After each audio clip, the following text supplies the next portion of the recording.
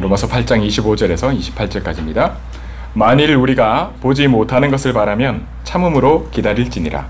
이와 같이 성령도 우리의 연약함을 도우시나니 우리는 마땅히 기도할 바를 알지 못하나 오직 성령이 말할 수 없는 탄식으로 우리를 위하여 친히 간구하시느니라. 마음을 살피시는 이가 성령의 생각을 아시나니 이는 성령이 하나님의 뜻대로 성도를 위하여 간구하심이니라.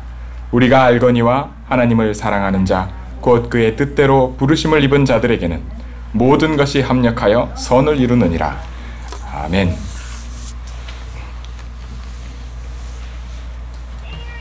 할렐루야. 네.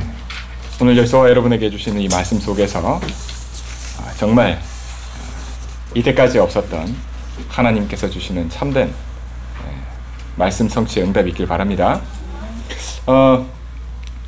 제가 이번에 선교사 대회 캠프부터 시작해서 합숙 그리고 본 대회까지 정말 쉼없이 그렇게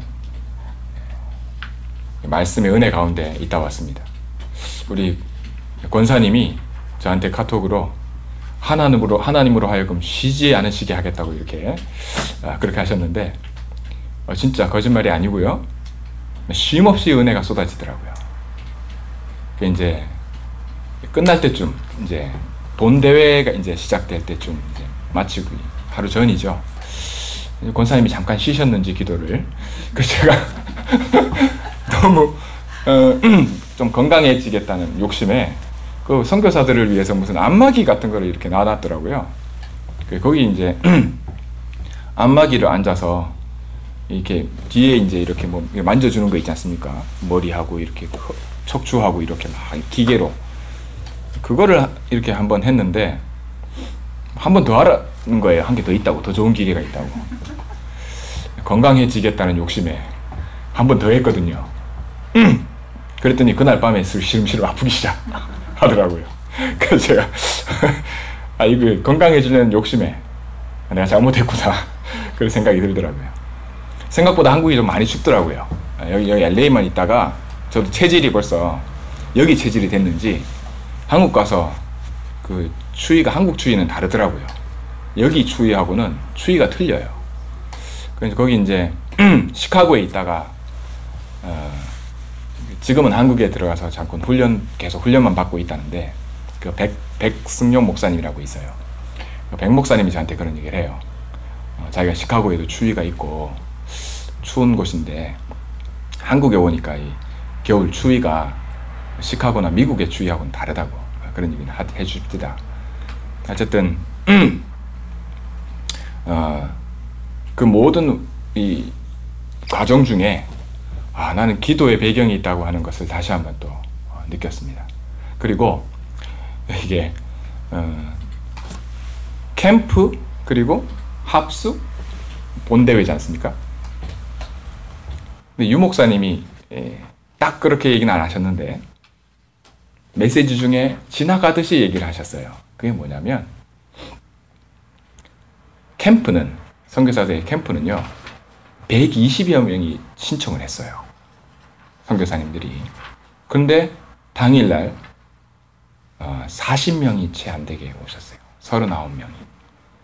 그러니까 이번에 캠프가 주일이 껴 있어서 선교사님들이 일정상 또 그런 것도 있었겠지만 제가 참여했던 교회가 선교사님들이 70명이 오는 걸로 예상을 해서 80명분 식사를 준비를 하고 모든 걸 준비를 해놨는데 저를 포함해서 4명이 온 겁니다.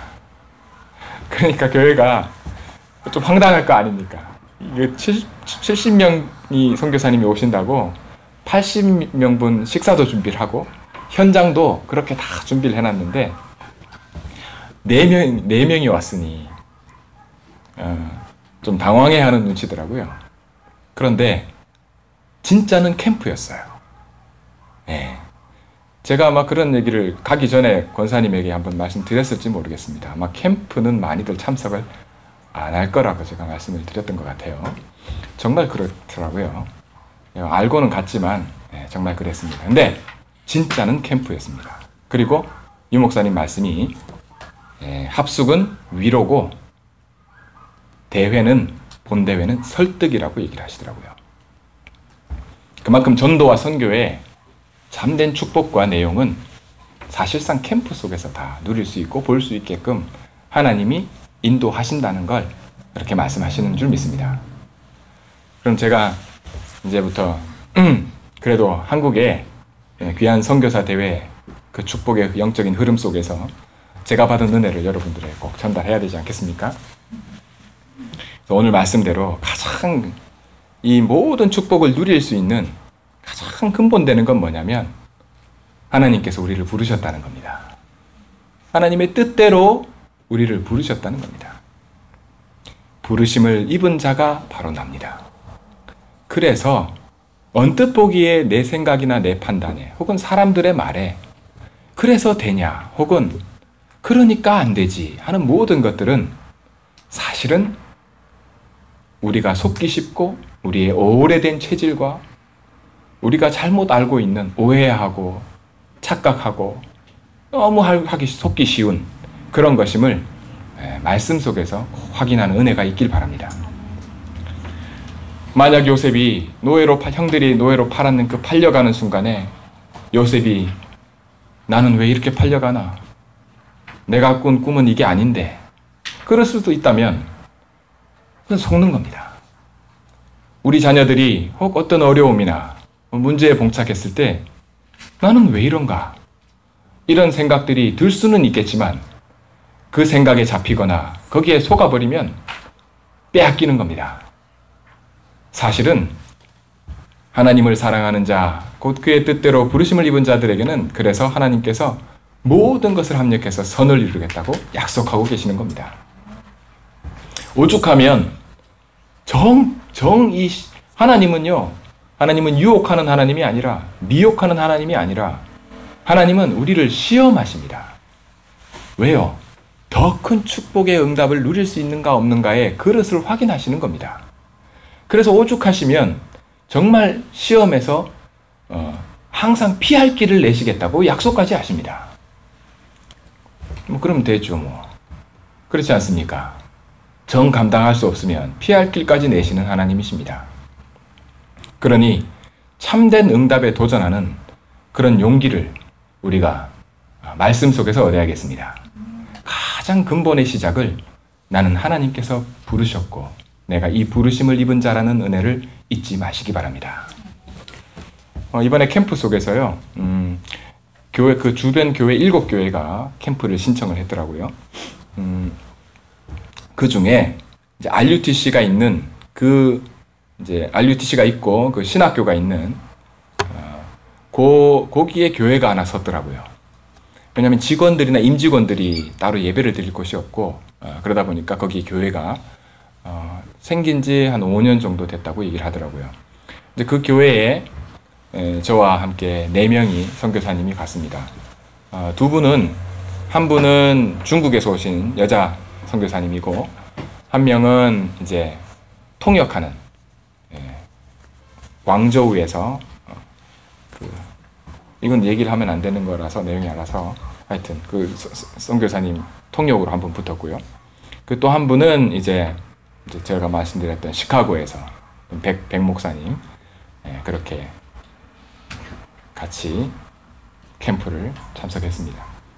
근데 제가 이제 원래 캠프는 여러분들 참석해 보셨으면 아시겠지만 팀장이 있습니다.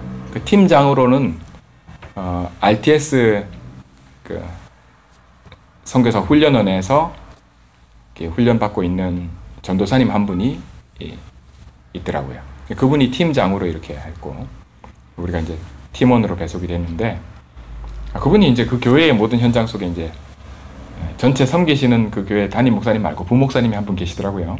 그 목사님도 미국에 계시다가 오셨더라고요. 그래서 그 목사님이 이렇게 쭉 교회 전체적인 현장을 분석해서 말씀해 주시고 이제 팀 결정은 이제 그 전도사님이 해주셨는데 거기에 보면 대학생들이 있고요. 그리고 중고등부하고 필리핀 현지인들 있고 그 다음에 이제 중국하고 북한 현장. 탈북자들 있죠. 네, 그쪽하고 이렇게 있더라고요. 그 외에 이제 교회 모든 성도들이 있는 현장은 선교사님들이 많이 안 오셔서 그 현장들은 일단 접어두고 가장 급한 현장 이렇게 나눠서 원래 들어갔습니다. 근데 제게 중고등부하고 필리핀 현지인들을 맡기시더라고요. 근데 저는 속으로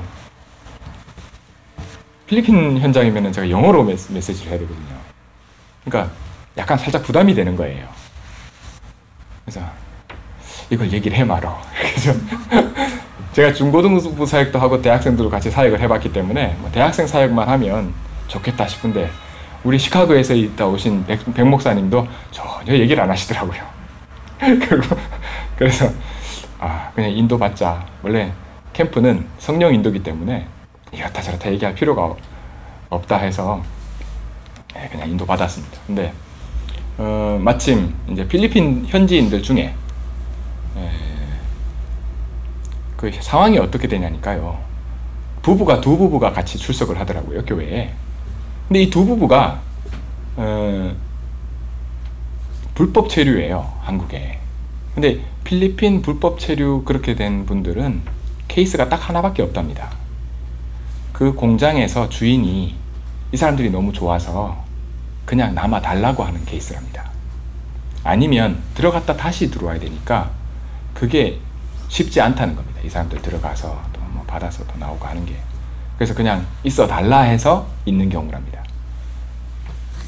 그렇긴 하지만 그렇게 됐기 때문에 이 부부 사이에서 아이들이 나면 이 아이들이 국적이 없는 거예요.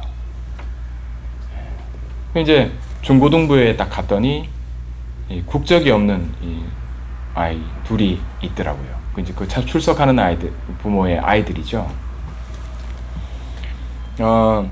필리핀 현지인들을 놓고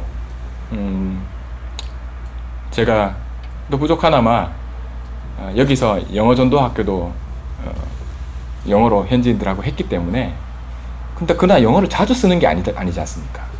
간단한 기본 메시지를 하는 정도로 했지. 어쨌든 그 있는 속에서 제가 메시지를 하는데 담당 전도사님은 뭐 바쁘더라고요. 그 이제 필리핀 원래 사역하는 분이. 근데 그 자리에 안 앉고 그때 팀장이 와서 앉아 있더라고요. 팀장이 필리핀하고 예배를 드리는데 앉아 있는데 제가 기본 메시지를 했어요. 필리핀 현지인들에게. 근데 참 감사하게도 필리핀 현지인들도 굉장히 은혜를 받고 그 팀장이 굉장히 또 은혜를 받더라고요. 영어로 메시지하는 게 또 틀리거든요. 한글로 이렇게 메시지할 때와 영어로 메시지할 때 파워가 좀 다릅니다. 그래서 영적인 메시지의 파워가 전달되는 게 느껴지더라고요. 그래서 그분들도 현지인들도 굉장히 힘을 얻고 영적으로 그래서 제가 그 시간도 굉장히 좋았고요. 더 좋았던 것은 이제 중고등부 아이들을 이렇게 데리고 이렇게 하는데 솔직한 얘기입니다. 제 솔직한 얘기가 거기 이제 그 교회에 얘기는 안 했습니다만 그 교회의 부목사님이 굉장한 엘리트예요. 미국에서 공부하고 오셨고 캠프를 준비를 했는데 정말 빈틈없이 준비를 하셨더라고요. 근데 느껴지는 게 뭐냐면 성령이 역사할 틈이 없어요. 이거를 어떻게 설명을 못하지 않습니까? 제가 그게 보이더라고요. 그러나 그 와중에도 성령인도 받으면 되니까 그 와중에도 그래서 아이들을 다 이렇게 제게 맡겨서 중고등부 아이들을 전사님하고 그 맡은 전도사님하고 같이 봉고차를 타고 아이들을 다 태우러 간 겁니다. 팀 사역 하려고. 이제 첫째 날은 만나서 잠깐 인사하고 그 다음 날 이제 아이들을 데리러 팀 사역 하라고 하시더라고요. 그래서 애들 다 집집마다 애들을 픽업해서 봉고차로 픽업해서 이제 어떤 집사님 집에 가서 팀 사역 하기로 이렇게 쭉 가는데 그 동네에 이제 현장 분석 때 잠깐 들었지만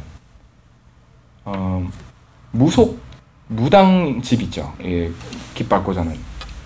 그게 많다고 얘기를 들었거든요. 근데 진짜 봉고차 타고 가는데 골목골목인 거예요. 저는 그 정도로 많이 못 봤거든요. 대구에 있을 때도 대구도 그 시골에 들어가면 그 깃발 이렇게 꽂아놓은 데 있습니다.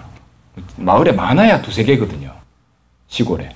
근데 그 시골에 진짜 말 그대로 그냥 골목골목인 거예요. 이쪽에 하나 저쪽에 하나. 그래서 제가 그 전사님한테 이렇게 얘기했어요. 야, 여기 참 많네요 하면서 여기서 가장 큰 데가 어딥니까? 이렇게 물었어요. 그래서 가장 크게 하는 데가 어디냐 그랬더니 있대요. 어디라는 거예요. 여기서 가깝냐 그랬더니 가깝대요. 그러면 애들 픽업해서 그 집사님 댁에 가기 전에 우리 거기 한번 들리면 안 되겠습니까? 이랬거든요. 근데 갈 수 있대요. 자기가 안 돼요 어딘지. 그래서 애들 다 픽업해서 이제 태우고 거기 갔죠.